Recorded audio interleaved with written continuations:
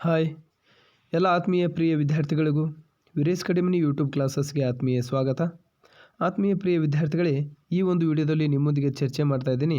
ಅಧ್ಯಾಯ 3 ಬ್ರಿಟಿಷ್ ಆಳ್ವಿಕೆಯ ಪರಿಣಾಮ ಅನ್ನುವತಕ್ಕಂಥ ಪಾಠ 10ನೇ ತರಗತಿಗೆ ಸಂಬಂಧಪಟ್ಟಂತಹ ಸಮಾಜ ವಿಷಯಕ್ಕೆ.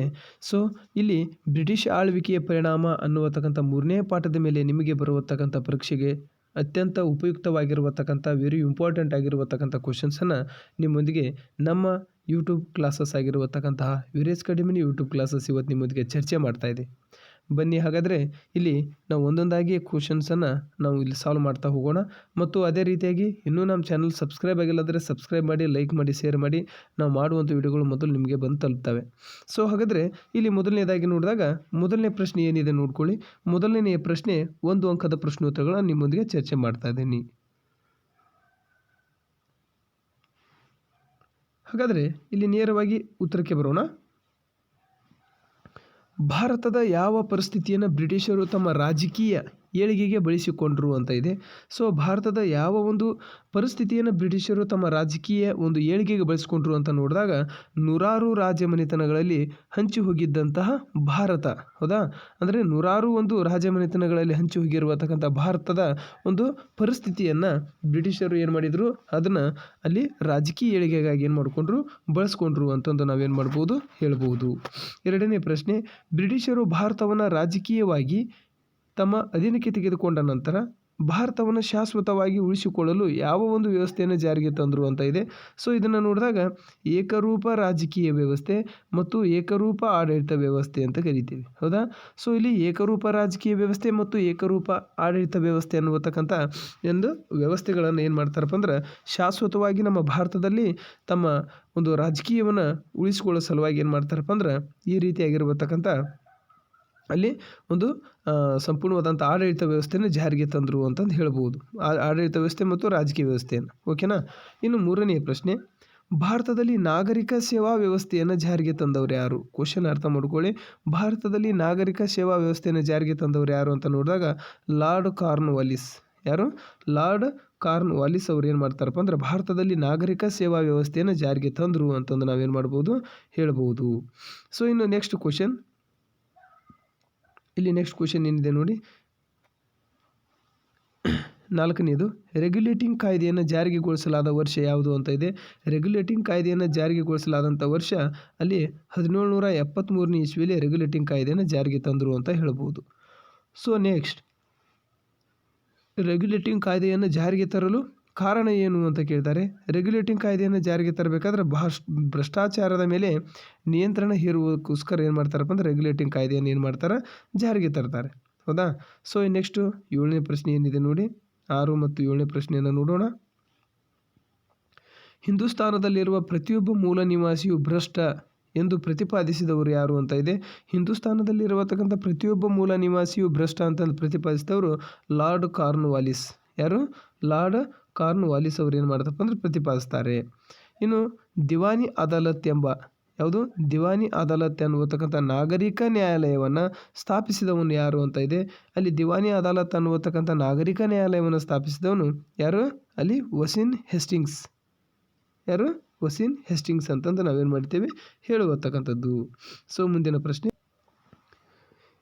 ಬ್ರಿಟಿಷರ ಕಾಲದಲ್ಲಿ ದಿವಾನಿ ಅದಾಲತ್ ಯಾವ ಬಗೆಯದಾಗಿತ್ತು ಅಂತ ಕೇಳಿದ್ದಾರೆ.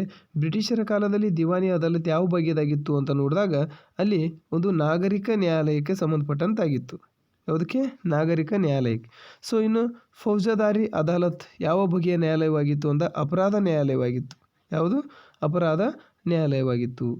ಇನ್ನು ಭಾರತದಲ್ಲಿ ಪ್ರಪ್ರಥಮ ವ್ಯವಸ್ಥಿತವಾದಂಥ ಪೊಲೀಸ್ ವಿಭಾಗವನ್ನು ಅಸ್ತಿತ್ವಕ್ಕೆ ತಂದವರು ಯಾರು ಅಂತ ಇದೆ. ಸೊ ಕಾರ್ನ್ವಾಲಿಸ್, ಓಕೆನಾ? ಸೊ ನೆಕ್ಸ್ಟ್ ಮುಂದಿನ ಒಂದು ಪ್ರಶ್ನೆಗಳನ್ನು ನೋಡೋಣ ಯಾವ ರೀತಿ ಇದೆ ಅನ್ನುವತಕ್ಕಂಥದ್ದನ್ನು. ನೆಕ್ಸ್ಟ್ ಮುಂದಿನ ಪ್ರಶ್ನೆ ನೋಡೋಣ. ಇಲ್ಲಿ ನೆಕ್ಸ್ಟು ಅಲ್ಲಿ ಸೂಪ್ರಿಡೆಂಟ್ ಆಫ್ ಪೊಲೀಸ್, ಹೌದಾ? ಅಂದರೆ ನಾವು SP ಹುದ್ದೆ ಅಂತ ಕರಿತೀವಿ, ಸೂಪ್ರಿಡೆಂಟ್ ಆಫ್ ಪೊಲೀಸ್. ಈ ಒಂದು ಹುದ್ದೆಯನ್ನು ಸೃಷ್ಟಿಸಿದವರು ಯಾರು ಅಂತ ಕೇಳಿದ್ದಾರೆ. ಈ ಹುದ್ದೆಯನ್ನು ಸೃಷ್ಟಿಸಿದವರು ಯಾರಪ್ಪ ಅಂದ್ರೆ ಕಾರ್ನ್ವಾಲಿಸ್. ಯಾರು? ಕಾರ್ನ್ವಾಲಿಸ್ ಅವ್ರು ಏನು ಮಾಡ್ತಾರಪ್ಪ ಅಂದ್ರೆ ಅಲ್ಲಿ SP ಸೂಪ್ರಿಡೆಂಟ್ ಆಫ್ ಪೊಲೀಸ್ ಅನ್ನುವತಕ್ಕಂಥ ಹುದ್ದೆಯನ್ನು ಏನು ಮಾಡಿದರು, ಸೃಷ್ಟಿಸಿದರು ಅಂತ ಹೇಳ್ಬೋದು. ಅಷ್ಟೇ ಅಲ್ಲ, ಸೊ ಆ ಹುದ್ದೆಯನ್ನು ಸೃಷ್ಟಿಸಿ ಮುಂದೆ ಅಲ್ಲಿ 1793ನೇ ಇಸ್ವಿದಲ್ಲಿ, ಎಷ್ಟನೇ ಇಸ್ವಿದಲ್ಲಿ?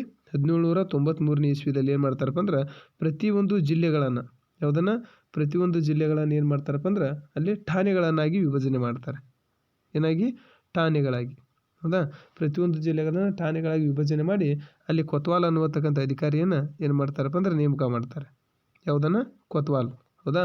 ಕೊತ್ವಾಲ್ ಅನ್ನುವತಕ್ಕಂಥ ಅಲ್ಲಿ ಅಧೀನದಲ್ಲಿ ಏನು ಮಾಡ್ತಾರಪ್ಪ ಅಂದ್ರೆ ಅಲ್ಲಿ ಆಳ್ವಿಕೆಯನ್ನು ಮತ್ತು ಹಳ್ಳಿಗಳಲ್ಲಿ ಚೌಕಿದಾರ, ಹೀಗೆ ಅಲ್ಲಿ ಬೇರೆ ಬೇರೆ ರೀತಿಯಾಗಿರುವತಕ್ಕಂಥ ಒಂದು ವ್ಯವಸ್ಥೆಯನ್ನು ಜಾರಿಗೆ ತರ್ತಾರೆ. ಇನ್ನು 12ನೇದು, ಬ್ರಿಟಿಷರು ಭಾರತದಲ್ಲಿ ಪೊಲೀಸ್ ಕಾಯ್ದೆ ಜಾರಿಗೆಗೊಳಿಸಿದ ವರ್ಷ ಯಾವುದು ಅಂತ ಇದೆ. ಬ್ರಿಟಿಷರು ಭಾರತದಲ್ಲಿ ಪೊಲೀಸ್ ಕಾಯ್ದೆಯನ್ನು ಜಾರಿಗೆಗೊಳಿಸಿದ್ದು ಯಾವ ವರ್ಷಪ್ಪ ಅಂದರೆ ಅಲ್ಲಿ 1861ರಲ್ಲಿ. ಎಷ್ಟರಲ್ಲಿ? 1861ರಲ್ಲಿ ಬ್ರಿಟಿಷರು ಏನು ಮಾಡ್ತಾರಪ್ಪ ಅಂದ್ರೆ ಪೊಲೀಸ್ ಕಾಯ್ದೆ ವ್ಯವಸ್ಥೆಯನ್ನು ಏನು ಮಾಡಿದರು? ಅಲ್ಲಿ ಜಾರಿಗೆಗೊಳಿಸಿದರು. ಸೊ ಆ ಕಾಯ್ದೆ ಆಡಳಿತಕ್ಕೆ ಏನಪ್ಪ ಅಂದ್ರೆ ಈ ಒಂದು ಪೊಲೀಸ್ ಕಾಯ್ದೆ ಏನಿದೆಯಲ್ಲ, ಈ ಒಂದು ಭಾರತದಲ್ಲಿ ಪೊಲೀಸ್ ಕಾಯ್ದೆ ಯಾವಾಗ ಜಾರಿಗೆಗೊಳಿಸಿದ್ರು, ಈ ಒಂದು ಪೊಲೀಸ್ ಕಾಯ್ದೆಯು ಕಾನೂನು ಮತ್ತು ವ್ಯವಸ್ಥಿತ ಆಡಳಿತಕ್ಕೆ ಮುಖ್ಯ ಅಡಿಪಾಯವಾಯಿತು. ಯಾವುದಕ್ಕೆ? ಕಾನೂನು, ನೆಕ್ಸ್ಟು ವ್ಯವಸ್ಥಿತ ಆಡಳಿತಕ್ಕೆ. ವ್ಯವಸ್ಥಿತ ಆಡಳಿತಕ್ಕೆ ಅಡಿಪಾಯವಾಯಿತು ಅಂತ ಹೇಳ್ಬೋದು. ಏನಾಯಿತು? ಅಡಿಪಾಯವಾಯಿತು ಅಂತಂದು ನಾವೇನು ಮಾಡ್ಬೋದು? ಹೇಳ್ಬೋದು. ಇನ್ನು ನೆಕ್ಸ್ಟು, ಬ್ರಿಟಿಷರು ಸೈನ್ಯದಲ್ಲಿ ಭಾರತೀಯರಿಗೆ ಲಭಿಸುತ್ತಿದ್ದ ಅತ್ಯುನ್ನತ ಹುದ್ದೆ ಯಾವುದು ಅಂತ ಕೇಳಿದ್ದಾರೆ. ಬ್ರಿಟಿಷರ ಕಾಲದಲ್ಲಿ ಸೈನ್ಯದಲ್ಲಿ ಒಂದು ಸೈನ್ಯ ಅನ್ನೋದು ಏನಾಗಿತ್ತು ಅಂದರೆ ಆಧಾರ ಸ್ತಂಭವಾಗಿತ್ತು. ಹೌದಾ? ಸೊ ಆದ್ದರಿಂದ ತಮ್ಮ ಅಧೀನಕ್ಕೆ ಭಾರತೀಯರ ಸೈನ್ಯದಲ್ಲಿ ಭಾರತೀಯರನ್ನ ಸೈನ್ಯದಲ್ಲಿ ತಗೊಳ್ತಿದ್ರು. ಸೊ ಮುಂದೆ ಬ್ರಿಟಿಷರು ಏನು ಮಾಡ್ತಾರಪ್ಪ ಅಂದ್ರೆ ನಮಗೆ ಆ ಸೈನ್ಯದಲ್ಲಿ ತೆಗೆದುಕೊಂಡು ನಮಗೆ ನೀಡುವತಕ್ಕಂಥ ಅತ್ಯಂತ ದೊಡ್ಡ ಉನ್ನತ ಹುದ್ದೆ ಯಾವುದಪ್ಪ ಅಂದ್ರೆ ಸುಬೇದಾರ್ ಸ್ಥಾನವನ್ನು ನೀಡ್ತಿದ್ರು. ಯಾವುದನ್ನು? ಸುಬೇದಾರ್. ಹೌದಾ? ಸೊ ಬಹುತೇಕ ಸೈನಿಕರು ಅಲ್ಲಿ ಕೂಲಿ ಸೈನಿಕರಾಗೇ ಇದ್ದರು. ಎಲ್ಲಿ? ಈ ಒಂದು ಬ್ರಿಟಿಷ್ ಒಂದು ಸೈನ್ಯದಲ್ಲಿ. ಹೌದಾ? ಸೊ ಹೀಗಾಗಿ ಆ ಒಂದು ಸಂಪೂರ್ಣವಾಗಿರುವತಕ್ಕಂಥ ಮುಂದೆ ಫಿಲ್ ಅನ್ನುವತಕ್ಕಂಥವರ ಒಂದು ಸಮಿತಿ ಆಧಾರದ ಮೇಲೆ ಶಿಫಾರಸುಗಳು ಬ್ರಿಟಿಷ್ ಸರ್ಕಾರ ಏನು ಮಾಡ್ತಾರಪ್ಪ ಅಂದರೆ ಪಡೆದುಬಿಟ್ಟು ಅಲ್ಲಿ ಒಂದು ವ್ಯವಸ್ಥಿತವಾದಂಥ ಮರು ವಿನ್ಯಾಸವನ್ನು ಗೊಳಿಸ್ತಾರೆ. ಸೊ ಆದರೆ ನಮಗೆ ಭಾರತೀಯ ಸೈನ್ಯದಲ್ಲಿ ಲಭಿಸ್ತಿದ್ದಂಥ ಒಂದು ದೊಡ್ಡ ಹುದ್ದೆ ಯಾವುದಪ್ಪ ಅಂದರೆ ಅಲ್ಲಿ ಯಾವುದು? ಸುಬೇದಾರ್ ಹುದ್ದೆ ಅಂತಂದು ನಾವೇನು ಮಾಡ್ಬೋದು? ಹೇಳ್ಬೋದು. ಸೊ ನೆಕ್ಸ್ಟ್ ಕ್ವಶನ್ ಏನಿದೆ ನೋಡ್ಕೊಳ್ಳಿ. 14ನೇ ಪ್ರಶ್ನೆ ನೋಡೋಣ. ಹೌದಾ? ಫಿಲ್ ಎಂಬುವರ ನೇತೃತ್ವ ಸಮಿತಿ ಶಿಫಾರಸುಗಳೇನು? ಫಿಲ್ ಎಂಬುವರ ನೇತೃತ್ವದ ಸಮಿತಿ ಶಿಫಾರಸುಗಳೇನು? ಈ ಫಿಲ್ ಅಂದರೆ ಏನು? ಫಿಲ್ ಅನ್ನುವತಕ್ಕಂಥದ್ದು ಅಲ್ಲಿ ನಮ್ಮ ಭಾರತೀಯರಿಗೆ ಸೈನಿಕರಲ್ಲಿ ಒಂದು ಕೂಲಿ ಸೈನಿಕರಾಗಿದ್ದರು. ಸೊ ಹೀಗಾಗಿ 1857ನೇ ಇಸ್ವಿ ನಂತರ, ಎಷ್ಟು? 1857ನೇ ಇಸ್ವಿ ನಂತರ, 1857ನೇ ಒಂದು ಏನು ಭಾರತ ಪ್ರಥಮ ಸ್ವಾತಂತ್ರ್ಯ ಘಟನೆಯ ನಂತರ ಫಿಲ್ ಎಂಬುವರ ಒಂದು ನೇತೃತ್ವದಲ್ಲಿ, ಯಾರ ನೇತೃತ್ವದಲ್ಲಿ? ಫಿಲ್ ಅನ್ನುವತಕ್ಕಂಥ ಒಬ್ಬವರ ನೇತೃತ್ವದಲ್ಲಿ ಏನು ಮಾಡ್ತಾರೆ? ಒಂದು ಸಮಿತಿಯನ್ನು ರಚನೆ ಮಾಡಿಬಿಟ್ಟು ಅದನ್ನು ಆ ಸಮಿತಿಯ ಶಿಫಾರಸು ಏನು ಹೇಳ್ತದಲ್ಲ ಆ ಶಿಫಾರಸುಗಳನ್ನು ಬ್ರಿಟಿಷ್ ಸರ್ಕಾರ ಪಡಿತದೆ. ಹೌದಾ? ಅಲ್ಲಿ ಪಡೆದಾದಮೇಲೆ ಅದರ ಆಧಾರದ ಮೇಲೆ ಸೈನಿಕ ವ್ಯವಸ್ಥೆಯನ್ನು ಏನು ಮಾಡ್ತಾರೆ? ಬೇರೆ ಬೇರೆ ರೀತಿಯಾಗಿ ಮರು ವಿನ್ಯಾಸಗೊಳಿಸ್ತಾರೆ ಅದನ್ನು. ಓಕೆನಾ? ಸೊ ಹೀಗಾಗಿ ಅದನ್ನು ನಾವು ಏನಂತ ಕರಿತೇವೆ? ಅಲ್ಲಿ ಫಿಲ್ ನೇತೃತ್ವದ ಸಮಿತಿ ಶಿಫಾರಸುಗಳೇನಪ್ಪ ಅಂದ್ರೆ ಬ್ರಿಟಿಷ್ ಸೈನಿಕ ವ್ಯವಸ್ಥೆಯ ಮರು ವಿನ್ಯಾಸ. ಓಕೆ, ಬ್ರಿಟಿಷ್ ಸೈನಿಕ ವ್ಯವಸ್ಥೆಯ ಮರು ವಿನ್ಯಾಸ ಅಂತ ಹೇಳ್ಬೋದು. ಓಕೆ, ಸೊ ಇನ್ನು 15 ಕಾಯಂ ಜಮೀನ್ದಾರಿ ಪದ್ಧತಿಯನ್ನು ಮೊಟ್ಟ ಮೊದಲು ಎಲ್ಲಿ ಯಾರು ಜಾರಿಗೆಗೊಳಿಸಲಾಯಿತು ಅಂತ ಇದೆ. ಕಾಯಂ ಜಮೀನ್ದಾರಿ ಪದ್ಧತಿಯನ್ನು ಮೊಟ್ಟ ಮೊದಲು ನೋಡಿದಾಗ ಇದನ್ನು ಎಲ್ಲಿ ಯಾರು ಅಂತ ಕೇಳಿದ್ದಾರೆ. ಸೊ ಇದು ಬಂಗಾಳ ಮತ್ತು ಬಿಹಾರ ಪ್ರದೇಶದಲ್ಲಿ ಮೊಟ್ಟ ಮೊದಲು ಜಾರಿಗೆಗೊಳಿಸಿದರು. ಎಲ್ಲಿ? ಬಂಗಾಳ ಮತ್ತು ಬಿಹಾರ ಪ್ರದೇಶದಲ್ಲಿ ಏನು ಮಾಡ್ತಾರಪ್ಪ ಅಂದ್ರೆ ಇದನ್ನು ಜಾರಿಗೆಗೊಳಿಸಿದರು ಅಂತ ಹೇಳ್ಬೋದು. ಸೊ ಹೀಗಾಗಿ ಬಂಗಾಳ ಮತ್ತು ಬಿಹಾರ ಪ್ರಾಂತ್ಯಗಳಲ್ಲಿ, ಎಲ್ಲಿ? ಬಂಗಾಳ ಮತ್ತು ಬಿಹಾರ ಪ್ರಾಂತ್ಯಗಳಲ್ಲಿ ಏನು ಮಾಡ್ತಾರೆ? ಹೊಸ ಕಂದಾಯ ಪದ್ಧತಿಯನ್ನು ಜಾರಿಗೊಳಿಸ್ತಾರೆ. ಅದೇ ಯಾವುದಪ್ಪ ಅಂದ್ರೆ ಅಲ್ಲಿ ಇದು ಒಂದು ಮೊಟ್ಟ ಮೊದಲು ಬ್ರಿಟಿಷರು ಜಾರಿಗೊಳಿಸಿದಂಥ ಹೊಸ ಕಂದಾಯ ಪದ್ಧತಿ. ಯಾವುದು? ಈ ಒಂದು ಕಂದಾಯ ಪದ್ಧತಿ. ಇದು ಯಾವ ಪದ್ಧತಿ? ಇದು ಕಂದಾಯ. ಹೌದಾ? ಕಂದಾಯ ಪದ್ಧತಿ ಯಾವುದು? ಜಮೀನ್ದಾರಿ ಪದ್ಧತಿ ಅನ್ನೋದು ಇದು ಒಂದು ಕಂದಾಯ ಪದ್ಧತಿ ಆಗಿರ್ತದೆ. ಸೊ ಹೀಗಾಗಿ ಈ ಒಂದು ಜಮೀನ್ದಾರಿ ಪದ್ಧತಿಯನ್ನು ಎಷ್ಟರಲ್ಲಿ? 1793ರಲ್ಲಿ ಏನು ಮಾಡ್ತಾರಪ್ಪ ಅಂದ್ರೆ ಅಲ್ಲಿ ಇದನ್ನು ಜಾರಿಗೆ ತರ್ತಾರೆ. ಹೌದಾ? ಮತ್ತು ಮೊಟ್ಟ ಮೊದಲು ಎಲ್ಲಿ ಜಾರಿಗೆ ತರಲಾಯಿತು ಅಂತ ಅಷ್ಟೇ ಕೇಳಿದ್ದಾರೆ. ಸೊ ಅದನ್ನು ಎಲ್ಲಿ? ಬಂಗಾಳ ಮತ್ತು ಬಿಹಾರ ರಾಜ್ಯದಲ್ಲಿ ಪ್ರಾಂತ್ಯಗಳಲ್ಲಿ ಏನು ಮಾಡ್ತಾರಪ್ಪ ಅಂದ್ರೆ ಜಾರಿಗೆ ತರ್ತಾರೆ. ಇನ್ನು 16ನೇ ಪ್ರಶ್ನೆ, ಕಾಯಂ ಜಮೀನ್ದಾರಿ ಪದ್ಧತಿಯಲ್ಲಿ ಭೂ ಮಾಲೀಕರಾಗಿದ್ದವರು. ಹೌದಾ? ಕಾಯಂ ಜಮೀನ್ದಾರಿ ಪದ್ಧತಿಯಲ್ಲಿ ಯಾರು ಭೂ ಮಾಲೀಕರಾಗಿದ್ದರು ಅಂತ ನೋಡಿದಾಗ ಜಮೀನ್ದಾರ ಇದ್ದವ ಏನಾಗ್ತಾನಪ್ಪ ಅಂದ್ರೆ ಭೂ ಮಾಲೀಕನಾಗಿರ್ತಾನೆ. ಹೌದ್ರಿ? ಯಾರು? ಜಮೀನ್ದಾರ ಇದ್ದಂಥವ ಅಲ್ಲಿ ಭೂ ಮಾಲೀಕನ ಆಗಿರ್ತಾನೆ. ಯಾಕಂದರೆ ಆ ಒಂದು ಕಾಯಂ ಜಮೀನ್ದಾರಿ ಪದ್ಧತಿ ಪ್ರಕಾರ ಏನು ಹೇಳ್ತದೆ, ಜಮೀನ್ದಾರನು ಪ್ರತಿ ವರ್ಷವೂ ನಿರ್ದಿಷ್ಟಕ್ಕೆ ದಿನಕ್ಕೆ ಮೊದಲೇ ಅವನು ಒಪ್ಪಿಕೊಂಡಂಥ ಕಂದಾಯವನ್ನು ಸರ್ಕಾರಕ್ಕೆ ಸಲ್ಲಿಸಬೇಕು. ಹೌದಾ? ಮತ್ತು ಭೂ ಮಾಲೀಕನಿಗೆ ಈ ಪದ್ಧತಿಯಿಂದ ಹೆಚ್ಚಿನ ಲಾಭ ಆಗ್ತಿತ್ತು. ಇದು ನಿಮ್ಗೆ ಗೊತ್ತಿರಲಿ. ಮತ್ತು 17ನೇದು, ಬ್ರಿಟಿಷರು ತಮಗೆ ನೆರವಾಗಲು ಸೃಷ್ಟಿಸಿದ ಸಾಮಾಜಿಕ ವರ್ಗ ಯಾವುದು ಅಂತ ಇದೆ. ಸೊ ಜಮೀನ್ದಾರು ಪದ್ಧತಿ. ಹೌದಾ? ತಿಳಿತಾ? ಜಮೀನ್ದಾರರು ತಮ್ಮ ಅನುಕೂಲಕ್ಕೆ, ಹೌದಾ, ಯಾರ ಅನುಕೂಲಕ್ಕೆ? ಬ್ರಿಟಿಷರ ಅನುಕೂಲಕ್ಕೆ ಸೃಷ್ಟಿ ಮಾಡಿದಂತಹ ಒಂದು ವರ್ಗ ಅಂದರೆ ಜಮೀನ್ದಾರರು ಅನ್ನುವತಕ್ಕಂಥ ಒಂದು ವರ್ಗವನ್ನು ಸೃಷ್ಟಿ ಮಾಡ್ತಾರೆ ಬ್ರಿಟಿಷರು. ಓಕೆನಾ? Next question. ಭಾರತದ ರೈತರು ಸಾಲದಲ್ಲಿ ಹುಟ್ಟಿ ಸಾಲದಲ್ಲೇ ಬದುಕಿ ಸಾಲದಲ್ಲೇ ಸತ್ತರು ಎಂದು ಹೇಳಿದವರು ಯಾರಪ್ಪ ಅಂದ್ರೆ ಅಲ್ಲಿ ಚಾರ್ಲ್ಸ್ ಮೆಟಾಕಾಫ್ ಅಂತ ಕರಿತೇವೆ ನಾವು. ಯಾರು? Charles Metcalfe. ಮತ್ತು ಮಹಲ್ವಾರಿ ಪದ್ಧತಿಯನ್ನು ಜಾರಿಗೆ ತಂದವರು ಯಾರು ಅಂತ ಇದೆ. ಮಹಲ್ವಾರಿ ಪದ್ಧತಿಯನ್ನು ಆರ್.ಎ. ಬರ್ಡ್ ಮತ್ತು ಜೇಮ್ಸ್ ಏನು ಮಾಡ್ತಾರಪ್ಪ ಅಂದರೆ ಜಾರಿಗೆ ತರ್ತಾರೆ. ಯಾರು? ಆರ್.ಎ. ಬರ್ಡ್ ಮತ್ತು ಜೇಮ್ಸ್. ಹೌದ್ರಿ? ಯಾವುದು?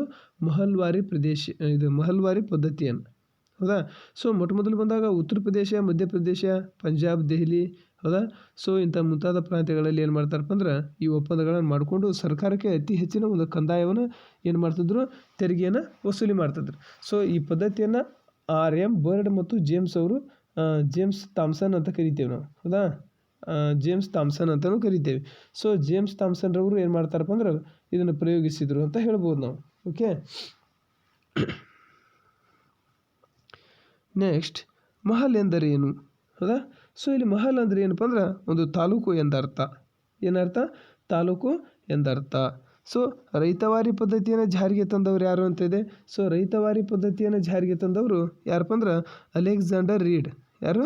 ಅಲೆಕ್ಸಾಂಡರ್ ರೀಡ್ 1792ರಲ್ಲಿ ರೈತವಾರಿ ಪದ್ಧತಿಯನ್ನು ಅಲೆಕ್ಸಾಂಡರ್ ರೀಡ್ ಅನ್ನುವತಕ್ಕಂಥ ಏನು ಮಾಡ್ತಾನೆ, ಜಾರಿಗೆ ತರ್ತಾನೆ. ಹೌದಾ? ಎಲ್ಲಿ? ಮೊಟ್ಟ ಮೊದಲ ಬಾರಿಗೆ ಯಾರು? ಬಾರ್ಮಹಲ್ ಪ್ರಾಂತ್ಯದಲ್ಲಿ. ಎಲ್ಲಿ? ಬಾರ್ಮಹಲ್ ಪ್ರಾಂತ್ಯದಲ್ಲಿ. ಓಕೆನಾ? ಸೊ ಬಾರ್ಮಹಲ್ ಪ್ರಾಂತ್ಯದಲ್ಲಿ ಏನು ಮಾಡ್ತಾನಪ್ಪ ಅಂದ್ರೆ ಮೊಟ್ಟ ಮೊದಲು ಅಲೆಕ್ಸಾಂಡರ್ ರೀಡ್ ಇದ್ದವ್ರು ಏನು ಮಾಡ್ತಾನೆ ರೀ, ಈ ಒಂದು ರೈತವಾರಿ ಪದ್ಧತಿಯನ್ನು ಜಾರಿಗೆ ತಂದ ಅಂತಂದು ನಾವು ಹೇಳಿ. ಅಲೆಕ್ಸಾಂಡರ್ ರೀಡ್ ಜಾರಿಗೆ ತಂದಂಥ ಕಂದಾಯ ಪದ್ಧತಿ ಯಾವುದು ಅಂತ ಇದೆ. ಅಲೆಕ್ಸಾಂಡರ್ ರೀಡ್ ಜಾರಿಗೆ ತಂದಂಥ ಕಂದಾಯ ಪದ್ಧತಿ ರೈತವಾರಿ ಪದ್ಧತಿ. ಮದ್ರಾಸು ಮತ್ತು ಮೈಸೂರು ಪ್ರಾಂತ್ಯಗಳಲ್ಲಿ ರೈತವಾರಿ ಪದ್ಧತಿಯನ್ನು ಜಾರಿಗೆಗೊಳಿಸಿದವರು ಯಾರು ಅಂತ ಇದೆ. ಸೊ ಮದ್ರಾಸು ಮತ್ತು ಮೈಸೂರು ಪ್ರದೇಶದಲ್ಲಿ, ಹೌದಾ, ಈ ಮದ್ರಾಸು ಮತ್ತು ಮೈಸೂರು ಪ್ರಾಂತ್ಯದಲ್ಲಿ ಈ ಒಂದು ರೈತವಾರಿ ಪದ್ಧತಿಯನ್ನು ಜಾರಿಗೆ ತಂದಂಥವ್ರು ಯಾರು ಅಂತ ಕೇಳಿದ್ದಾರೆ. ಹೌದಾ? ಇವೆರಡು ಪ್ರಾಂತ್ಯದಲ್ಲಿ. ಸೊ ಯಾರು? ಥಾಮಸ್ ಮೊನ್ರೋ. ಯಾರು? ಥಾಮಸ್ ಮೊನ್ರೋ. ಎಷ್ಟರಲ್ಲಿ? 1801ರಲ್ಲಿ ಏನು ಮಾಡ್ತಾನಪ್ಪ ಅಂದ್ರೆ ಥಾಮಸ್ ಮೊನ್ರೋ ಅಲ್ಲಿ ರೈತವಾರಿ ಪದ್ಧತಿಯನ್ನು ಜಾರಿಗೆ ತರ್ತಾನೆ. ಇನ್ನು ರೈತವಾರಿ ಪದ್ಧತಿಯಲ್ಲಿ ಭೂಮಿಯ ಮಾಲೀಕರು ಯಾರಾಗಿದ್ದನು ಅಂತ ಕೇಳಿದೆ. ರೈತವಾರಿ ಪದ್ಧತಿಯಲ್ಲಿ ಭೂಮಿ ಮತ್ತು ಉಳುಮೆ ಮಾಡುತ್ತಿದ್ದವನು. ಕ್ಲಿಯರಾ? ರೈತವಾರಿ ಪದ್ಧತಿಯಲ್ಲಿ ಏನಪ್ಪ ಅಂದರೆ ಅಲ್ಲಿ ನೇರವಾಗಿ ಆ ಒಂದು ಬಹುತೇಕವಾಗಿ ಬಂದಾಗ ಕಂಪನಿ ಆಡಳಿತಕ್ಕೆ ನೇರವಾಗಿ ಇಲ್ಲಿ ಒಳಪಟ್ಟಿದ್ದೇ ಇದು ಒಂದು ಮುಖ್ಯ ಕಾರಣ ಆಗಿತ್ತು. ಅದಕ್ಕೆ ಪದ್ಧತಿ ಪ್ರಕಾರ ಏನು ಹೇಳ್ತದಪ್ಪ, ರೈತವಾರಿ ಪದ್ಧತಿ ಪ್ರಕಾರ ರೈತನ ಮತ್ತು ನಡುವೆ ಮತ್ತು ಸಂಪರ್ಕ ಕಲ್ಪಿಸೋದು. ಅದಕ್ಕೆ ಸರ್ಕಾರ ಮತ್ತು ರೈತನ ನಡುವೆ ನೇರ ಸಂಪರ್ಕವನ್ನು ಕಲ್ಪಿಸೋದು. ಇದು ಒಂದು ರೈತವಾರಿ ಪದ್ಧತಿಯ ಒಂದು ಮುಖ್ಯವಾಗಿತ್ತು. ಸೊ ಅದರಲ್ಲಿ ಅದರ ಮಾಲೀಕನೆಂದು ಸರ್ಕಾರ ಏನಾಗಿತ್ತಪ್ಪ ಅಂದ್ರೆ ಯಾರು ಉಳುಮೆ ಮಾಡ್ತಾಯಿದ್ರು, ಸೊ ಅವನನ್ನು ಅಲ್ಲಿ ಆ ಒಂದು ಭೂ ಮಾಲೀಕನಂತಂದು ಏನು ಮಾಡ್ತಿದ್ರು, ಕರೀಲಾಗ್ತಿತ್ತು. ಓಕೆ. ಸೊ ಇದು ನಿಮಗೆ ಕ್ಲಿಯರ್ ಆಗಿರಲಿ. ಸೊ ಇನ್ನು ನೆಕ್ಸ್ಟು 26ನೇ ಪ್ರಶ್ನೆ. ಗರಿಷ್ಠ ಪ್ರಮಾಣದಲ್ಲಿ ರೈತರು ಸಾಲದ ಸುಳಿಗೆ ಸಿಲುಕಿದ್ದು ಯಾವ ಒಂದು ಭೂ ಕಂದಾಯ ಪದ್ಧತಿಯಿಂದ ಅಂತ ಇದೆ. ಸೊ ಗರಿಷ್ಠ ಪ್ರಮಾಣದಲ್ಲಿ ರೈತರು ಸಾಲದ ಸುಳಿಗೆ ಸಿಲುಕಾಕೊಂಡದ್ದು ಯಾವ ಒಂದು ಪದ್ಧತಿಯಿಂದ, ಯಾವ ಒಂದು ನೀತಿಯಿಂದ ಅಂತ ನೋಡಿದಾಗ ಅಲ್ಲಿ ನಾವು ಯಾವುದು ರೈತವಾರಿ ಪದ್ಧತಿಯಿಂದ ಅಂತಲೂ ಸಹ ನಾವೇನು ಮಾಡ್ಬೋದು, ಹೇಳ್ಬೋದು. ಓಕೆ. ಯಾವ ಪದ್ಧತಿಯಿಂದ? ರೈತವಾರಿ ಪದ್ಧತಿಯಿಂದ ಅಂತಂದು ನಾವೇನು ಮಾಡ್ತೀವಿ, ಹೇಳ್ತೀವಿ. ನೆಕ್ಸ್ಟ್ ಕ್ವಶನ್ 26ನೇದು ಏನಿದೆ ನೋಡಿ. ಭಾರತದಲ್ಲಿ ಆಧುನಿಕ ಶಿಕ್ಷಣ ಪ್ರಸಾರಕ್ಕೆ ಉತ್ತೇಜನ ಕೊಟ್ಟ ಮೊದಲ ಬ್ರಿಟಿಷ್ ಅಧಿಕಾರಿ ಅಂದರೆ ಯಾರಪ್ಪ ಅಂದರೆ ವಾರನ್ ಹೇಸ್ಟಿಂಗ್ಸ್. ಯಾರು? Warren Hastings. ಕಲ್ಕತ್ತಾ ಮದ್ರಾಸನ್ನು ಆರಂಭಿಸಿದವರು ವಾರನ್ ಹೇಸ್ಟಿಂಗ್ಸ್. ಹೌದಾ? ಕಲ್ಕತ್ತಾ ಮತ್ತು ಮದ್ರಾಸನ್ನು ಪ್ರಾರಂಭಿಸಿದವರೇ ವಾರನ್ ಹೇಸ್ಟಿಂಗ್ಸ್. ಇನ್ನು ಬನಾರಸ್ಸಿನಲ್ಲಿ ಸಂಸ್ಕೃತ ಕಾಲೇಜನ್ನು ಪ್ರಾರಂಭಿಸಿದವರು ಯಾರು? Jonathan Duncan. ಯಾರು? ಜೋನಾಥನ್ ಡಂಕನ್ ಅಂತ ಕರಿತೀವಿ. ಇನ್ನು ಭಾರತದಲ್ಲಿ ಬ್ರಿಟಿಷರು ಏನಪ್ಪ ಅಂದ್ರೆ ತಕ್ಷಣ ವ್ಯಾಪಕವಾದಂಥ ವಿಸ್ತರಣೆಗೆ ಮೊದಲು ಒತ್ತಾಯಿಸಿದವನು ಯಾರು? ಶೈಕ್ಷಣಿಕದ ಒಂದು ಶಿಕ್ಷಣಕ್ಕೆ ಸಂಬಂಧಪಟ್ಟಂಥ ಹೌದಾ? ಯಾವುದಕ್ಕೆ? ಭಾರತದಲ್ಲಿ ಬ್ರಿಟಿಷ್ ಶೈಕ್ಷಣಿಕ ವ್ಯಾಪಕ ವಿಸ್ತರಣೆಗೆ ಮೊದಲು ಒತ್ತಾಯಿಸಿದವರು ಯಾರಪ್ಪ ಅಂದ್ರೆ ಚಾರ್ಲ್ಸ್ ಗ್ರಾಂಟ್. ಯಾರು? ಚಾರ್ಲ್ಸ್ ಗ್ರಾಂಟ್ ಅಂತ ಹೇಳ್ಬೋದು. ಸೊ ಇನ್ನು ನೆಕ್ಸ್ಟ್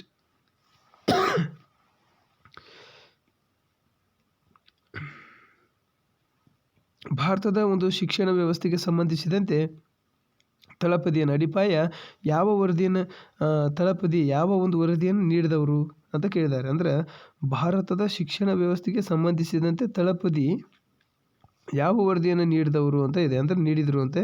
ಸೊ ಮೆಕಾಲೆ, ಯಾವುದು? ಮೆಕಾಲೆ ವರದಿಯನ್ನು ನೀಡಿದರು ಅಂತಂದು ಹೇಳ್ಬೋದು. ಬ್ರಿಟಿಷ್ ಶಿಕ್ಷಣದ ವಿಸ್ತರಣೆಗೆ ವಿಶೇಷ ಪ್ರೋತ್ಸಾಹ ದೊರೆತಿದ್ದು ಯಾವ ಗವರ್ನರ್ ಜನರಲ್ ಕಾಲದಲ್ಲಿ ಅಂದ್ರೆ ವಿಲಿಯಂ ಬೆಂಟಿಂಗನ ಕಾಲದಲ್ಲಿ. ಯಾರದಲ್ಲಿ? ವಿಲಿಯಂ ಬೆಂಟಿಂಗನ ಕಾಲದಲ್ಲಿ ಏನಾಗ್ತಪ್ಪ ಅಂದ್ರೆ ಅಲ್ಲಿ ಸಂಪೂರ್ಣವಾಗಿರತಕ್ಕಂಥ ಒಂದು ಪ್ರೋತ್ಸಾಹವನ್ನು ಸಿಕ್ತು ಅಂತ ಹೇಳ್ಬೋದು. ಮೆಕಾಲೆ ವರದಿಯ ಪ್ರಮುಖ ಅಂಶ ರಕ್ತ ಮಾಂಸಗಳಲ್ಲಿ ಭಾರತೀಯರಾಗಿಯೂ ಅಭಿರುಚಿ, ಅಭಿಪ್ರಾಯ, ನೀತಿ ಮತ್ತು ಬುದ್ಧಿವಂತಿಕೆಗಳಲ್ಲಿ ಇಂಗ್ಲೀಷರಾಗಿರುವುದು ಅಂತ ಹೇಳ್ತಾನೆ ಇವನು ವರದಿ. ಹೌದಾ? ಯಾರ್ದು? ಮೆಕಾಲೆಯ ವರದಿಯ ಪ್ರಕಾರ ನೋಡಿದಾಗ. ಓಕೆನಾ? ನೆಕ್ಸ್ಟ್ ಸರ್ ಚಾರ್ಲ್ಸ್ ವುಡ್ಸನ ಆಯೋಗದ ಶಿಫಾರಸುಗಳ ಆಧಾರದ ಮೇಲೆ ಭಾರತದಲ್ಲಿ ನೂತನ ವಿಶ್ವವಿದ್ಯಾಲಯಗಳನ್ನು ಎಲ್ಲಿ ಸ್ಥಾಪಿಸಲಾಯಿತು ಅಂತ ಕೇಳಿದ್ದಾರೆ. ಕಲ್ಕತ್ತಾ, ಬಾಂಬೆ ಮತ್ತು ಮದ್ರಾಸ್ಗಳಲ್ಲಿ ನಮ್ಮ ಭಾರತದಲ್ಲಿ ಮೊಟ್ಟ ಮೊದಲು ನೂತನ ವಿಶ್ವವಿದ್ಯಾಲಯಗಳನ್ನ 3 ಕಡೆ ಏನು ಮಾಡಿದರು? ಸ್ಥಾಪನೆ ಮಾಡಿದರು ಅಂತಂದು ಹೇಳ್ಬೋದು. ಇನ್ನು ಈಸ್ಟ್ ಇಂಡಿಯಾ ಕಂಪನಿಯಿಂದ ಬ್ರಿಟಿಷ್ ಸರ್ಕಾರ ಪಡೆಯುತ್ತಿದ್ದ ತೆರಿಗೆ ಹಣವನ್ನು ಅಪರಾಧ ತೆರಿಗೆ ಎಂದು ಟೀಕಿಸಿದವರು ಯಾರು? ಹೌದಾ? ಎಡ್ಮಂಡ್ ಯಾರು? ಬರ್ಕನ್. ಹೌದಾ? ಎಡ್ಮಂಡ್ ಅಲ್ಲಿ ಬರ್ಕನ್ ಅಂತ ಕರಿತೇವೆ ನಾವು. ಓಕೆ. ಸೊ ಇನ್ನು ನೆಕ್ಸ್ಟು 35ನೇ ಪ್ರಶ್ನೆ ಯಾವ ಕಾಯ್ದೆಯ ಮೇರೆಗೆ ಕಲ್ಕತ್ತಾದಲ್ಲಿ ಸುಪ್ರೀಂ ಕೋರ್ಟನ್ನು ಸ್ಥಾಪಿಸಲಾಯಿತು ಅಂತ ಇದೆ. ಸೊ ಯಾವ ಕಾಯ್ದೆ ಆಧಾರದ ಮೇಲೆ ಸ್ಥಾಪನೆ ಮಾಡಲಾಯಿತಪ್ಪ ಅಂತ ನೋಡಿದಾಗ ಅಲ್ಲಿ ನಮ್ಗೆ ಉತ್ತರ ಗೊತ್ತಾಗುತ್ತೆ. ಯಾವ ಕಾಯ್ದೆ ಮೇಲೆ? ಅಲ್ಲಿ ರೆಗ್ಯುಲೇಟಿಂಗ್ ಕಾಯ್ದೆ ಪ್ರಕಾರ. ಯಾವ ಕಾಯ್ದೆ ಪ್ರಕಾರ? ರೆಗ್ಯುಲೇಟಿಂಗ್ ಕಾಯ್ದೆ ಪ್ರಕಾರ ಅಂತ ಹೇಳ್ಬೋದು. ಇನ್ನು ನೆಕ್ಸ್ಟು ಭಾರತೀಯರು ತಮ್ಮ ಸಾರ್ವಭೌಮತ್ವವನ್ನು ಬ್ರಿಟಿಷ್ ಆಗಬೇಕು. ಹೌದಾ? ಬ್ರಿಟಿಷ್ ರಾಜಸತ್ತೆಯ ಹೆಸರಿನಲ್ಲಿ ಪಡೆದಿದ್ದಾರೆ. ಹೌದಾ? ಸೊ ವಿನಕ್ಕೆ ಅವರದೇ ಸ್ವಂತ ಹಕ್ಕಲ್ಲ ಎಂದು ಹೇಳಿದ ಕಾಯ್ದೆ ಯಾವುದು ಅಂತ 1784ರ ಫಿಟ್ಸ್ ಇಂಡಿಯಾ ಕಾಯ್ದೆ. ಯಾವುದು? 1784ರ ಫಿಟ್ಸ್ ಇಂಡಿಯಾ ಕಾಯ್ದೆ. ಇನ್ನು 37ನೇದು ಕ್ರೈಸ್ತ ಮಿಷನ್ಗಳು ಭಾರತಕ್ಕೆ ಬರುವುದು ಭಾಗದಲ್ಲಿ ಚರ್ಚ್ಗಳ ಸ್ಥಾಪನೆ, ಕ್ರೈಸ್ತ ಧರ್ಮದ ಪ್ರಚಾರ, ಡಂಗು, ನೆಕ್ಸ್ಟ್ ಪ್ರಚಾರ, ಇಂಗ್ಲೀಷ್ ವಿದ್ಯಾಭ್ಯಾಸದ ವಿಸ್ತರಣೆ ಸಾಧ್ಯವಾದದ್ದು ಯಾವ ಒಂದು ಚಾರ್ಟರ್ ಕಾಯ್ದೆಯಿಂದ ಅಂತ ಹೇಳಿದ್ದಾರೆ? 1813ರ ಚಾರ್ಟರ್ ಕಾಯ್ದೆ ಅಂತ ನಾವು ಏನು ಮಾಡ್ಬೋದು? ಹೇಳ್ಬೋದು. ನೆಕ್ಸ್ಟ್ ಅಲ್ಲಿ ನಮಗೆ ನೆನ್ಪಿಟ್ಕೊಳ್ಳಿ, ಭಾರತದ ಒಂದು ಯಾವ ಚಾರ್ಟರ್ ಕಾಯ್ದೆಯಂತೆ ಬಂಗಾಳ ಗವರ್ನರ್ ಜನರಲನ್ನು ಭಾರತದ ಗವರ್ನರ್ ಜನರಲ್ ಆಗಿ ನಾಮಕರಣ ಮಾಡಲಾಯಿತು ಅಂತ ಇದೆ. ಸೊ 1833ರ ಚಾರ್ಟರ್ ಕಾಯ್ದೆ ಪ್ರಕಾರ. ಎಷ್ಟು? 1833ರ ಚಾರ್ಟರ್ ಕಾಯ್ದೆಯ ಪ್ರಕಾರ ಅಂತ ಹೇಳ್ಬೋದು. ಇನ್ನು ಭಾರತದಲ್ಲಿ ಈಸ್ಟ್ ಇಂಡಿಯಾ ಕಂಪನಿಯ ಮಾನ್ಯತೆಯನ್ನು ರದ್ದುಗೊಳಿಸಿ ಭಾರತವು ಬ್ರಿಟಿಷ್ ಸರ್ಕಾರದ ನೇರ ಆಳ್ವಿಕೆಗೆ ಒಳಪಟ್ಟಂಥ ಚಳುವಳಿಯ ಕಾಯ್ದೆ ಯಾವುದು ಅಂತ ಕೇಳಿದ್ದಾರೆ? 1858ರ ಭಾರತ ಸರ್ಕಾರದ ಕಾಯ್ದೆ ಅಂತ ಹೇಳ್ಬೋದು. ಯಾವುದು? 1857ರ ಭಾರತ ಸರ್ಕಾರದ ಕಾಯ್ದೆ. ಯಾವ ಕಾಯ್ದೆ ಮೂಲಕ ಗವರ್ನರ್ ಜನರಲ್ ಹುದ್ದೆಯಲ್ಲಿ ಪದನಾಮವನ್ನು ಬದಲಿಸಿ ವೈಸರಾಯ್ ಎಂಬ ಪದನಾಮವನ್ನು ನೀಡಲಾಯಿತು ಅಂತ ಇದೆ? ಸೊ 1858ರ ಭಾರತೀಯ ನೆಕ್ಸ್ಟು ಕಾಯ್ದೆ ಅಂತ ಕರಿತೇವೆ ನಾವು. ಏನಂತ ಕರಿತೇವೆ? ಭಾರತೀಯ ಸರ್ಕಾರ ಕಾಯ್ದೆ ಅಂತ ಕರಿತೇವೆ ನಾವು. ಯಾವುದು? ಭಾರತೀಯ ಸರ್ಕಾರ ಕಾಯ್ದೆ ಅಂತಂದು ನಾವೇನು ಮಾಡ್ತೀವಿ? ಹೇಳ್ತೀವಿ. ಭಾರತದ ಮೊದಲ ವೈಸರಾಯಾಗಿ ನೇಮಕರಾದವರು ಯಾರು? Lord canning. ನೆನ್ಪಿಟ್ಕೊಳ್ಳಿ. ಯಾರು? ಭಾರತದ ಮೊದಲ ವೈಸರಾಯಾಗಿ ನೇಮಕರಾದವರು ಲಾರ್ಡ್ ಕ್ಯಾನಿಂಗ್. ಬ್ರಿಟಿಷರು ಭಾರತೀಯರನ್ನು ಒಡೆದು ಆಳಲು ಯಾವ ಕಾಯ್ದೆಯಲ್ಲಿ ಬಳಸಿಕೊಂಡ್ರು? 1909ರ ಭಾರತೀಯ ಪರಿಷತ್ ಕಾಯ್ದೆ ಅಥವಾ ಮಿಂಟೋ ಮಾರ್ಲೆ ಸುಧಾರಣೆ ಅಂತ ಕರಿತೇವೆ. ಯಾಕಂದರೆ ಇಲ್ಲಿ ನೆನ್ಪಿಟ್ಕೊಳ್ಳಿ, ಇಲ್ಲಿ ಮಿಂಟೋ ಅನ್ನುವತಕ್ಕಂಥ ಅಲ್ಲಿ ಅಧಿಕಾರಿ ಬಂದಿರ್ತಾನೆ. ಆದ್ದರಿಂದ ಮಿಂಟೋ ಮಾರ್ಲೆ ಸುಧಾರಣೆ ಅಂತಲೂ ಕರಿತೇವೆ ನಾವು. ಹೌದಾ? ನೆನ್ಪಿಟ್ಕೊಳ್ಳಿ. ಇನ್ನು ಮೊದಲ ಬಾರಿಗೆ ಚುನಾವಣೆಗಳ ಮೂಲಕ ಶಾಸನ ಸಭೆಗೆ ಆಯ್ಕೆಯಾಗುವ ಅವಕಾಶ ನೀಡಿದ ಶಾಸನ 1909ರ ಭಾರತೀಯ ಕಾಯ್ದೆ ಶಾಸನ. ಏನಪ್ಪ ಅಂದರೆ ಮೊದಲ ಬಾರಿಗೆ ಚುನಾವಣೆಗಳ ಮೂಲಕ ಶಾಸನ ಸಭೆಗೆ ಆಯ್ಕೆಯಾಗುವತಕ್ಕಂಥ ಒಂದು ಅವಕಾಶವನ್ನು ಒದಗಿಸಿಕೊಟ್ಟಂಥವ್ರು. ನೆಕ್ಸ್ಟ್ 44ನೇ ಪ್ರಶ್ನೆ ಮತ್ತು 45ನೇ ಪ್ರಶ್ನೆ ಏನಿದೆ ನೋಡಿ. ಇಲ್ಲಿ 44 ಮುಸ್ಲಿಮರಿಗೆ ಪ್ರತ್ಯೇಕ ರಾಜಕೀಯ ಪ್ರಾತಿನಿಧ್ಯ ನೀಡುವ ಪ್ರತ್ಯೇಕ ಚುನಾವಣೆ ಮತಗಟ್ಟೆ ವ್ಯವಸ್ಥೆಯನ್ನು ಜಾರಿಗೆ ತಂದ ಶಾಸನ ಯಾವುದಂತಿದೆ? 1905ರ ಭಾರತೀಯ ಪರಿಷತ್ ಕಾಯ್ದೆ. ಸೊ ಭಾರತೀಯರಿಗೆ ಹಂತ ಹಂತವಾಗಿ ಜವಾಬ್ದಾರಿ ಸರ್ಕಾರವನ್ನು ನೀಡುವುದೇ ಬ್ರಿಟಿಷ್ ಸರ್ಕಾರದ ಗುರಿ ಎಂದು ಘೋಷಿಸಿದವರು ಯಾರಪ್ಪ ಅಂದರೆ ಮಾಂಟೇಗು. ಯಾರು? ಮಾಂಟೇಗು ಅಂತ ಹೇಳ್ಬೋದು. ನೆಕ್ಸ್ಟ್ 46ನೇ ಪ್ರಶ್ನೆ. ಓಕೆ, ಸೊ 46ನೇ ಪ್ರಶ್ನೆ ಏನಿದೆ ನೋಡೋಣ. ಇಲ್ಲಿ ಕೇಂದ್ರದಲ್ಲಿ ದ್ವಿಸದನ ಶಾಸಕರಿಗೆ ರಚನೆಗೆ ಅವಕಾಶ ನೀಡಿದ ಶಾಸನ. ಕೇಂದ್ರದಲ್ಲಿ ದ್ವಿಸದನ ಸರ್ಕಾರ ರಚನೆಗೆ ಅವಕಾಶ ನೀಡಿದ ಶಾಸನ 1919ರ ಭಾರತೀಯ ಪರಿಷತ್ ಕಾಯ್ದೆ ಅಂತ ಹೇಳ್ಬೋದು. ಇನ್ನು ಪ್ರಾಂತ್ಯಗಳಲ್ಲಿ ದ್ವಿಸರ್ಕಾರ ಪದ್ಧತಿಗೆ ಅವಕಾಶ ನೀಡಿದ ಶಾಸನ ಯಾವುದಂತ ಇದೆ? ಭಾರತೀಯ ಪರಿಷತ್ ಕಾಯ್ದೆ ಅಂತಲೂ ಹೇಳ್ತೇವೆ ನಾವು. ಹೌದಾ? ಭಾರತೀಯ ಒಂದು ದ್ವಿಸರ್ಕಾರ ಪದ್ಧತಿಗೆ ಅವಕಾಶ ನೀಡಿದ ಶಾಸನ 1919ರ ಭಾರತೀಯ ಪರಿಷತ್ ಕಾಯ್ದೆ. ಸೊ ಪ್ರತ್ಯೇಕ ಚುನಾವಣಾ ಮತಗಟ್ಟೆ ವ್ಯವಸ್ಥೆಯನ್ನು ಮುಸ್ಲಿಂ, ನೆಕ್ಸ್ಟ್ ಸಿಖ್, ಆಂಗ್ಲೋ ಇಂಡಿಯನ್ನರಿಗೆ ಮತ್ತು ಯುರೋಪಿಯನ್ನರಿಗೆ ವಿಸ್ತರಿಸಲಾದ ಕಾಯ್ದೆ ಯಾವುದಂತ ಇದೆ? ಸೊ 1919ರ ಭಾರತೀಯ ಸರ್ಕಾರ ಕಾಯ್ದೆ ಅಂತಲೂ ಹೇಳ್ಬೋದು. ಓಕೆ, ಸೊ ಇನ್ನು ಭಾರತದ ಸಂವಿಧಾನದ ರಚನೆಗೆ ಬುನಾದಿಯಾದ ಕಾಯ್ದೆ ಯಾವುದು ಅಂತ ಇದೆ? 1935ರ ಭಾರತ ಸರ್ಕಾರ ಕಾಯ್ದೆ ಅಂತ ಹೇಳ್ಬೋದು. ಯಾವುದು? 1935. ಯಾಕಂದ್ರೆ ನಮ್ಗೆ ಭಾಳ ವೆರಿ ಇಂಪಾರ್ಟೆಂಟ್ ಕಾಯ್ದೆಯಲ್ಲಿ ಬಂದಾಗ ನಮ್ಗೆ 1935ರ ಕಾಯ್ದೆನ ಭಾಳಷ್ಟು ಇಂಪಾರ್ಟೆಂಟ್ ಆಗಿರ್ತದೆ. ನೆಕ್ಸ್ಟ್ ಕ್ವೆಶ್ಚನ್ ನೋಡೋಣ, 50ನೇದು. ಸೊ 50ನೇ ಪ್ರಶ್ನೆ ಏನಿದೆ ನೋಡಿ. ಭಾರತೀಯ ರಿಸರ್ವ್ ಬ್ಯಾಂಕ್ ಸ್ಥಾಪನೆಗೆ ಅವಕಾಶ ನೀಡಿದ ಕಾಯ್ದೆ ಯಾವುದಂತಿದೆ? ಸೊ ಭಾರತೀಯ ರಿಸರ್ವ್ ಬ್ಯಾಂಕ್ ಸ್ಥಾಪನೆಗೆ ಅವಕಾಶ ನೀಡಿದಂಥ ಕಾಯ್ದೆ 1935ರ ಭಾರತ ಸರ್ಕಾರ ಕಾಯ್ದೆ ಅಂತಂದು ನಾವೇನು ಮಾಡ್ಬೋದು? ಹೇಳ್ಬೋದು. ನೆನಪಿನಲ್ಲಿಡಬೇಕಾದ ಮುಖ್ಯ ಸಂಗತಿಗಳ ಬಗ್ಗೆ ಹೇಳಿದ್ದಾರೆ, ನೆನಪಿಟ್ಕೊಳ್ಳಿ. ಇಲ್ಲಿ ನೆನಪಿನಲ್ಲಿಡಬೇಕಾದಂಥ ಮುಖ್ಯ ಸಂಗತಿಗಳು: ನಾಗರಿಕ ಸೇವೆಗಳು ಜಾರಿಗೆಗೊಳಿಸಿದವರು ಲಾರ್ಡ್ ಕಾರ್ನ್ವಾಲಿಸ್. ದಿವಾನಿ ಅದಾಲತ್ ಜಾರಿಗೆಗೊಳಿಸಿದವರು ಡ್ಯಾಶ್ ವಾರನ್ ಹೇಸ್ಟಿಂಗ್ಸ್. ಸೊ ಫೌಜದಾರಿ ಮತ್ತು ಅದಾಲತ್ ಅಂದರೆ ಏನು? ಅಪರಾಧ ನ್ಯಾಯಾಲಯ ಅಂತ ಹೇಳ್ಬೋದು. ಇನ್ನು ದಿವಾನಿ ಅದಾಲತ್ ಅಂದರೆ ಏನು? ನಾಗರಿಕ ನ್ಯಾಯಾಲಯ ಅಂತ ಹೇಳ್ಬೋದು. ಇನ್ನು ಸೂಪ್ರಿಟೆಂಡೆಂಟ್ ಆಫ್ ಪೊಲೀಸ್ ಹುದ್ದೆಯನ್ನು ಸೃಷ್ಟಿಸಿದವರು ಲಾರ್ಡ್ ಕಾರ್ನ್ವಾಲಿಸ್ ಮತ್ತು ಕಾಯಂ ಜಮೀನ್ದಾರಿ ಪದ್ಧತಿಯನ್ನು ಜಾರಿಗೊಳಿಸಿದವರು ಲಾರ್ಡ್ ಕಾರ್ನ್ವಾಲಿಸ್. ಹೌದಾ? ಸೊ ಇನ್ನು ನೆಕ್ಸ್ಟ್ ಮಹಲ್ ಎಂದರೆ ಡ್ಯಾಶ್ ಎಂದರ್ಥ, ತಾಲೂಕು ಎಂದರ್ಥ. ಮಹಲ್ವಾರಿ ಪದ್ಧತಿಯನ್ನು ಪ್ರಯೋಗಿಸಿದವರು R.M. ಬರ್ಡ್ ಮತ್ತು ಜೇಮ್ಸ್ ಥಾಮ್ಸನ್ ಅಂತ ಕರಿತೇವೆ. ಇನ್ನು ರೈತವಾರಿ ಪದ್ಧತಿ ಜಾರಿಗೆಗೊಳಿಸಿದವರು ಅಲೆಕ್ಸಾಂಡರ್ ರೀಡ್. ಮೊದಲ ವೈಸರಾಯ್ ಯಾರಪ್ಪ ಅಂದ್ರೆ ಲಾರ್ಡ್ ಕ್ಯಾನಿಂಗ್. ನೋಡಿ, ಇವೆಲ್ಲ ವೆರಿ ಇಂಪಾರ್ಟೆಂಟ್, ನೆನಪಿಡುವತಕ್ಕಂಥ ಕ್ವಶನ್ಸ್ ಆಗಿರ್ತವೆ. ಹೌದಾ? ಭಾರತೀಯ ರಿಸರ್ವ್ ಬ್ಯಾಂಕ್ ಸ್ಥಾಪನೆ 1935ರ ಭಾರತ ಸರ್ಕಾರ ಕಾಯ್ದೆ ಪ್ರಕಾರ ಆಗಿದೆ. ಹೌದಾ? ಭಾರತೀಯ ರಿಸರ್ವ್ ಬ್ಯಾಂಕ್ ಸ್ಥಾಪನೆ. ಇನ್ನು ಭಾರತ ಸಂವಿಧಾನ ರಚನೆಗೆ ಬುನಾದಿಯನ್ನು ಹಾಕಿಕೊಟ್ಟು 1935ರ ಭಾರತ ಸರ್ಕಾರದ ಕಾಯ್ದೆನೇ ಆಗ್ತದೆ. ಮತ್ತು ಭಾರತದಲ್ಲಿ ಫೆಡರಲ್ ಕೋರ್ಟ್ ಸ್ಥಾಪನೆಗೆ 1935ರ ಭಾರತ ಸರ್ಕಾರ ಕಾಯ್ದೆನೇ ಏನಾಗ್ತದೆ? ಅಲ್ಲಿ ಸಂಪೂರ್ಣವಾಗಿರುವತಕ್ಕಂಥ ಮಾಹಿತಿಯನ್ನು ನೀಡ್ತದೆ. ಅಂದರೆ ಅದರಿಂದನೇ ಏನಾಗ್ತದಪ್ಪ ಅಂದ್ರೆ ಆ ಕಾಯ್ದೆ ಅನ್ನುವತಕ್ಕಂಥದ್ದು ಜಾರಿಗೆ ಬಂತು ಅಂತ ಹೇಳ್ಬೋದು. ಇನ್ನು ನೆಕ್ಸ್ಟು ಭಾರತ ಸಂವಿಧಾನ ರಚನೆಗೆ ಬುನಾದಿ ಒದಗಿಸಿಕೊಟ್ಟಂಥ ಶಾಸನ ಯಾವುದು ಅಂದರೆ 1935ರ ಭಾರತ ಸರ್ಕಾರದ ಒಂದು ಶಾಸನ ಅಂತ ಹೇಳ್ಬೋದು. ಹೌದಾ? ಕಾಯ್ದೆ ಅಂತ ಹೇಳ್ಬೋದು. ಓಕೆ, ಇನ್ನು ಭಾರತದಲ್ಲಿ ಫೆಡರಲ್ ಕೋರ್ಟ್ ಸ್ಥಾಪನೆ 1935. ಸೊ ಅದು ಭಾರತ ಸರ್ಕಾರದ ಕಾಯ್ದೆ. ಮತ್ತು ಪ್ರತ್ಯೇಕ ಚುನಾವಣಾ ಮತಗಟ್ಟೆಗಳನ್ನು 1909ರ ಭಾರತೀಯ ಪರಿಷತ್ ಕಾಯ್ದೆ ಏನಾಗ್ತದಪ್ಪ ಅಂದ್ರೆ ಅದಕ್ಕೆ ಬೆಂಬಲವನ್ನು ನೀಡ್ತದೆ. ಅಪರಾಧ ತೆರಿಗೆ ಟೀಕಿಸಿದವನು ಎಡ್ಮಂಡ್ ಬರ್ಗ್. ಯಾರು? ಅಪರಾಧ ತೆರಿಗೆಯನ್ನು ಏನಪ್ಪ ಅಂದ್ರೆ ಟೀಕಿಸಿದವನು ಯಾರಪ್ಪ ಅಂದ್ರೆ ಎಡ್ಮಂಡ್ ಬರ್ಡ್ ಅಂತ ಹೇಳ್ಬೋದು. ಇನ್ನು ನೆಕ್ಸ್ಟು ಕಾಯ್ದೆಯ ವಿಶೇಷತೆಗಳ ಬಗ್ಗೆ ನೋಡ್ತೇವೆ. ಇಲ್ಲಿ ಕಾಯ್ದೆಯ ವಿಶೇಷತೆ ಬಗ್ಗೆ ನಾವು ನೋಡಿದಾಗ ಏನು ಕ್ಲಿಯರ್ ಆಗಿ ಬರ್ತದೆ ನಿಮ್ಗೆ ಕಾಯ್ದೆ ವಿಶೇಷತೆ ಇದರಲ್ಲಿ? ಸೊ ನೋಡಿ, ಹೌದಾ? ಇಲ್ಲಿ 1773ರ ರೆಗ್ಯುಲೇಟಿಂಗ್ ಕಾಯ್ದೆ ಕಲ್ಕತ್ತಾದಲ್ಲಿ ಸುಪ್ರೀಂ ಕೋರ್ಟ್ ಸ್ಥಾಪನೆಗೆ ಅವಕಾಶ ಮಾಡಿಕೊಡ್ತು. ನೆನಪಿಟ್ಕೊಳ್ಳಿ, ಕಲ್ಕತ್ತಾದಲ್ಲಿ ಸುಪ್ರೀಂ ಕೋರ್ಟ್ ಸ್ಥಾಪನೆಗೆ ಅವಕಾಶ ಮಾಡಿಕೊಟ್ಟಂತಹ ಒಂದು ಕಾಯ್ದೆ ಯಾವುದಂದರೆ 1773ರ ರೆಗ್ಯುಲೇಟಿಂಗ್ ಕಾಯ್ದೆ. ಸೊ ಇನ್ನು ನೆಕ್ಸ್ಟು ಅಲ್ಲಿ ನಮ್ಗೆ 1784ರ ಫಿಟ್ಸ್ ಇಂಡಿಯಾ ಶಾಸನ ಏನು ಹೇಳ್ತದಪ್ಪ ಅಂದರೆ 6 ಕಮಿಷನರ್ ಒಳಗೊಂಡ ನಿಯಂತ್ರಣ ಮಂಡಳಿ ಸ್ಥಾಪನೆ, ಭಾರತೀಯರ ರಾಜಕೀಯ ಹಕ್ಕು ಮುಟುಕುಗೊಳಿಸಲುವುದು ಅಂತ ಹೇಳಿದೆ. ಹೌದಾ? ಇದು ಅದರ ಶಾಸನದ ಒಂದು ವಿಶೇಷತೆ. ಇನ್ನು 1813ರ ಚಾರ್ಟರ್ ಕಾಯ್ದೆ ಏನು ಹೇಳ್ತದೆ? ಶೈಕ್ಷಣಿಕ ಸುಧಾರಣೆಗೆ ಒತ್ತು ಕೊಟ್ಟು ಮತ್ತು ಕ್ರೈಸ್ತ ಧರ್ಮದ ಪ್ರಚಾರ ಮತ್ತು ಇಂಗ್ಲೀಷ್ ವಿದ್ಯಾಭ್ಯಾಸದ ವಿಸ್ತರಣೆ ಮಾಡುವಂಥದ್ದು. ಇದು 1813ರ ಒಂದು ಚಾರ್ಟರ್ ಕಾಯ್ದೆ ಪ್ರಕಾರ ಬರುತ್ತೆ. ಓಕೆನಾ? ನೆಕ್ಸ್ಟ್ 1833ರ ಚಾರ್ಟರ್ ಕಾಯ್ದೆ ಬಂಗಾಳದ ಗವರ್ನರ್ ಜನರಲ್ನನ್ನು ಭಾರತದ ಗವರ್ನರ್ ಜನರಲ್ ಎಂದು ನಾಮಕರಣ ಮಾಡಿದ್ದು. ಹೌದಾ? ಯಾವುದು? 1833ರ ಚಾರ್ಟರ್ ಕಾಯ್ದೆ.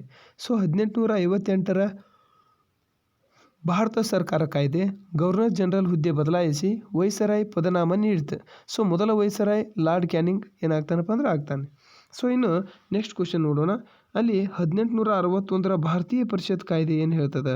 1861ರ ಭಾರತೀಯ ಪರಿಷತ್ ಕಾಯ್ದೆ ಭಾರತೀಯರಿಗೆ ಶಾಸನ ರೂಪಿಸುವ ಪ್ರಕ್ರಿಯೆಯಲ್ಲಿ ಸ್ಥಾನ ಕಲ್ಪಿಸಲಾಯಿತು. ಇದನ್ನು ಪಾಲಿಸಿ ಅಸೋಸಿಯೇಷನ್ಸ್ ಅಂತ ಕರಿತೀವಿ, ಹೌದಾ? ಸೊ ಇನ್ನು ನೆಕ್ಸ್ಟ್ ತುರ್ತು ಸಂದರ್ಭದಲ್ಲಿ ಸುಗ್ರೀವಾಜ್ಞೆಯನ್ನು ಹೊರಡಿಸುವ ಅಧಿಕಾರ ಗವರ್ನರ್ ಜನರಲ್ ಅವರಿಗೆ ನೀಡಲಾಯಿತು ಅಂತ ಹೇಳ್ಬೋದು. ಇನ್ನು ನೆಕ್ಸ್ಟ್ ಅಲ್ಲಿ 1892ರ ಭಾರತೀಯ ಪರಿಷತ್ ಕಾಯ್ದೆ ಶಾಸನ ಸಭೆಗಳ ಪ್ರಾತಿನಿಧ್ಯ ಮತ್ತಷ್ಟು ವಿಸ್ತರಿಸಲಾಯಿತು ಅಂತ ಹೇಳ್ಬೋದು. ನೆಕ್ಸ್ಟ್ 1909ರ ಭಾರತೀಯ ಪರಿಷತ್ ಕಾಯ್ದೆ ಏನು ಹೇಳ್ತದಪ್ಪ ಅಂದ್ರೆ ಈ ಕಾಯ್ದೆಯನ್ನು ಮಿಂಟೋ ಮಾರ್ಲೆ ಕಾಯ್ದೆ ಅಂತ ಕರಿತೇವೆ. ನಾವು ನೆನ್ಪಿಟ್ಕೋಬೇಕು ಯಾವ ಕಾಯ್ದೆಯನ್ನು ಮಿಂಟೋ ಮಾರ್ಲೆ ಕಾಯ್ದೆ ಎಂದು ಕರೆಯುತ್ತೇವೆ. ಸೊ ಅಲ್ಲಿ ಯಾವ ಕಾಯ್ದೆಯನ್ನು 1909ರ ಭಾರತೀಯ ಪರಿಷತ್ ಕಾಯ್ದೆಯನ್ನು ಮಿಂಟೋ ಮಾರ್ಲೆ ಕಾಯ್ದೆ ಅಂತ ಕರಿತೇವೆ. ಇಲ್ಲಿ ಪ್ರತ್ಯೇಕ ಚುನಾವಣಾ ಮತಗಟ್ಟೆ ವ್ಯವಸ್ಥೆಗೆ ಅವಕಾಶ ಮಾಡಿಕೊಟ್ಟದ್ದ ನಮ್ಗೆ ಯಾವುದಪ್ಪ ಅಂದ್ರೆ 1909ರ ಭಾರತೀಯ ಒಂದು ಪರಿಷತ್ ಕಾಯ್ದೆ ಅಂತ ಹೇಳ್ಬೋದು. ಇನ್ನು 1919ರ ಭಾರತೀಯ ಪರಿಷತ್ ಕಾಯ್ದೆ ಇದು ಏನು ಮಾಡ್ತದಪ್ಪ ಅಂದರೆ ಸೊ ಚೇಮ್ಸ್ಫರ್ಡ್ ಸುಧಾರಣಾ ಕಾಯ್ದೆ ಅಂತ ಕರಿತೇವೆ. ಇದನ್ನು ಇನ್ನೊಂದು ಹೆಸರಲ್ಲಿ 1919ರ ಭಾರತೀಯ ಪರಿಷತ್ ಕಾಯ್ದೆಯನ್ನು ಏನಂತ ಕರಿತೇವೆ? ಚೇಮ್ಸ್ಫರ್ಡ್ ಸುಧಾರಣಾ ಕಾಯ್ದೆ ಅಂತ ಕರಿತೇವೆ. ಸೊ ಕೇಂದ್ರದಲ್ಲಿ ದ್ವಿಸದನ ಶಾಸಕಾಂಗ ರಚನೆಗೆ ಅವಕಾಶ ಮಾಡಿಕೊಡ್ತು, ಹೌದಾ? ದ್ವಿಸದನ ಅಂದರೆ ಶಾಸಕಾಂಗ ರಚನೆಗೆ ಅವಕಾಶ ಮಾಡಿಕೊಡ್ತು ಮತ್ತು ಪ್ರಾಂತ್ಯಗಳಲ್ಲಿ ದ್ವಿಸರ್ಕಾರ ಪದ್ಧತಿಯನ್ನು ಜಾರಿಗೆಗೊಳಿಸಲಾಯಿತು. ಯಾವ ಕಾಯ್ದೆ ಪ್ರಕಾರ? 1919ರ ಭಾರತೀಯ ಒಂದು ಪರಿಷತ್ ಕಾಯ್ದೆ ಪ್ರಕಾರ. ಸೊ ಭಾರತ ಸಂವಿಧಾನ ರಚನೆಗೆ ಶಾಸನ ಭದ್ರ ಬುನಾದಿಯಾಗಿದೆ. ಯಾವುದು? 1919ರ ಶಾಸನ ನಮ್ಮ ಭಾರತದ ಒಂದು ಸಂವಿಧಾನ ರಚನೆಗೆ ಅತ್ಯಂತ ಪ್ರಮುಖವಾಗಿರುವತಕ್ಕಂಥ ಒಂದು ಭದ್ರ ಬುನಾದಿ. ಅಷ್ಟೇ ಅಲ್ಲ, ಅಖಿಲ ಭಾರತ ಒಕ್ಕೂಟ ವ್ಯವಸ್ಥೆಗೆ ಸಹ ನಮ್ಗೆ ಏನಾಗಿದೆಪ್ಪ ಅಂದ್ರೆ ಅವಕಾಶವನ್ನು ಮಾಡಿಕೊಟ್ಟಿರುವಂಥದ್ದು.